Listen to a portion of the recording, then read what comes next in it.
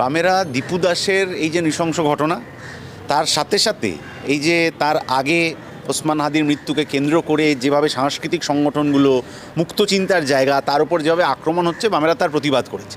এই ঘটনা যে শুধু দীপু দাসের ঘটনায় বামেরা প্রতিবাদ করেছে তা নয়, ওইখানে দীপু দাস, এখানে দেবু দাস, উষারানী দাস, এখানে ঝর্ণা মান্ডি, সুমনা মান্ডি, এখানে আফরাজুল, এই প্রতিটা ঘটনায় বামেরা প্রতিবাদ করেছে, প্রত্যেকটা ঘটনায়।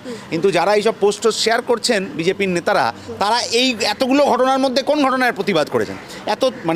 আমি এত চুজি যদি হয়ে যায় কোনো একটা ঘটনার প্রতিবাদ করার সময়, তাহলে প্রতিবাদের থেকে মুখ্য হয়ে যায় রাজনীতিটা।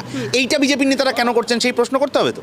উনি বলছেন কি 24 ঘন্টা হয়ে গেছে, গতকাল সন্ধেবেলা গোটা রাজ্য জুড়ে বহু জায়গায় সিপিআইএম মিছিল করেছে, তার ছবি আছে, কিন্তু ওই বিজেপির নেতা এটা দেখাতে পারবেন না যে গত 24 ঘন্টার মধ্যে বিজেপি কোথায় এই ঘটনার প্রতিবাদে মিছিল করেছে। বিজেপি যারা চালাচ্ছেন এখন গোটা দেশ, তার বিদেশ মন্ত্রক, স্বরাষ্ট্র দপ্তর, বিদেশ মন্ত্রী, তারা কি বিবৃতি দিয়েছেন এর মধ্যে, যে বিবৃতি থেকে প্রমাণ হয় যে তারা বাংলাদেশের এই ঘটনা, এটা যে খারাপ হচ্ছে সেটার প্রতিবাদ করছেন? কোনো বিবৃতি তো আসেনি। তাহলে বামপন্থীরা যেভাবে লড়াইটা করছে, বামপন্থীরা যে প্রতিবাদ করছে, বিজেপির গায়ে লাগছে কেন? কারণ ওই প্রতিবাদটা খালি বিজেপি করবে, আর করে এই ভাগাভাগি, এই বিভাজনের ফায়দা লুটবে পশ্চিমবাংলা নির্বাচনে, এই হিসেবটা বিজেপি করেছিল। তাহলে বামপন্থীরা যদি মানুষের জন্য লড়াই করতে নেমে পড়ে, তাহলে তো বিজেপির আর কিছু করার থাকবে না। এই জন্যই ওরা এই প্রতিবাদটা করছেন।